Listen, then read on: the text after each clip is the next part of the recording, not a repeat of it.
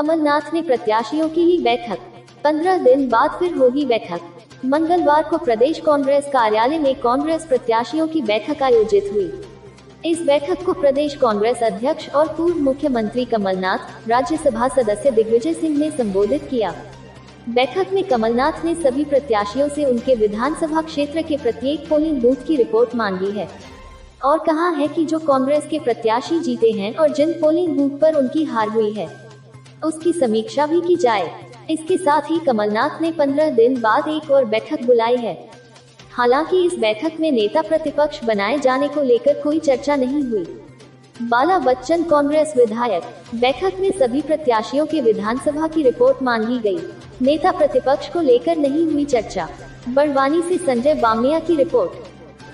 जनप्रतिनिधि भी दे रहे थे, वो टीम सीधे तौर पर क्योंकि बात हुई बूथ की, मंडलम की, सेक्टरम की, सब कुछ फेल हो गया सर। देखिए, मैं आपको बताना चाहता हूं कि जिस तरह से हम लोगों ने हमारे जिले में वचन पत्र को भुना के, वचन पत्र को केस करके हम लोग जो चुनाव लड़े, जिन्होंने ढंग से जो चुनाव को लड़ लिया, वचन पत्र को भुना लिया, हम लोग चुनाव जीत गए। तो जो भी ग्राउंड लेवल की मतदाताओं को समझ के वोटिंग कराने का, कन्विंस कराने की जो चीजें होना चाहिए, जो जितना कैंडिडेट कन्विंस करा पाया वो उतना, जैसे मैं मेरे यहाँ पर 2,08,000 वोट पड़े तो 1,03,33 वोट मैंने ले लिए।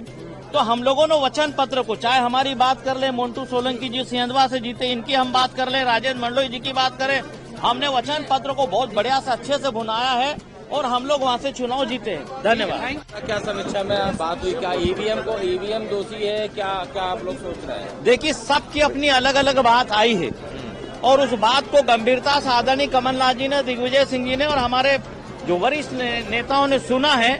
और जहां जो इस बात की जो लड़ाई, अगर मान लो कहीं अगर किसी तरीके की जो कार्यकर्ता का फीडबैक आया है, उम्मीदवारों का फीडबैक आया है, उनकी लड़ाई जहां जो लड़ने की बात है उसको हमारे नेता लड़ेंगे, इसको हमको उन्होंने आश्वस्त किया है। ईवीएम पे ठीकरा फोड़ा गया है या कोई और वजह है? सब तरह की बातें आई है, सब तरह की। चुनाव जीतने वालों ने भी बात कही है, चुनाव जो नहीं जीत पाए उनने भी अपनी बात कही है। बहुत क्या कहा, क्या बताइए? हारे उसमें कई बहुत सारे अलग अलग कारण हैं, अलग अलग बूथों के अलग अलग कारण हैं, तो सब तमाम बात आई है और आप लोगों को बहुत जल्द पता लग जाएगा।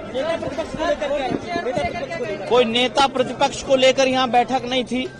ये बैठक जो थी कि जो 3 दिसंबर को मध्य प्रदेश विधानसभा क्षेत्रों का जो रिजल्ट आया है उसकी रिव्यू मीटिंग थी, उसकी समीक्षा बैठक थी और उस पर चर्चा हुई है। सर, वोट शेयर को लेकर क्या कहेंगे? बीजेपी कह रही है उनका वोट शेयर 48% हुआ, कांग्रेस का 40% से आ गया, क्या लग रहा है इसको? नहीं, देखिए, जो भी बात जो है, मान लो, देखो, अब तो रिजल्ट आ चुके, जब स्पष्ट हो जा चुका है तो जिन कारणों को पता लगाना चाहिए, पार्टी को जो बैठक, जो आवश्यक बैठक करना थी वो बैठक हुई है और बहुत सारे उम्मीदवारों ने अपनी बात को रखी है और आदरणीय कमलनाथ जी ने 15 दिन तक का और वक्त दिया है कि संबंधित विधानसभा क्षेत्रों के आप लोग दौरे करके अपने अपने सुझाव और फीडबैक और ले लें, जिससे कि इसके बाद फिर एक बैठक कर लेंगे। अलग अलग कारण है। सीटों पर भी सर जो उम्मीद थी कांग्रेस को, बढ़त नहीं बना पाई और बीजेपी को अच्छी बढ़त मिली।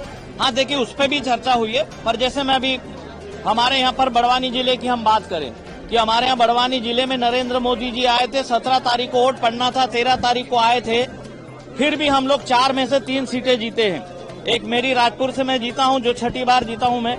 हमारे मोन्टू सोलंकी जी को उम्मीदवार कांग्रेस ने बनाया सेंधवा से। पूर्व मंत्री अंतर सिंह आर्य जी को आपने अच्छे वोटों से हराया है।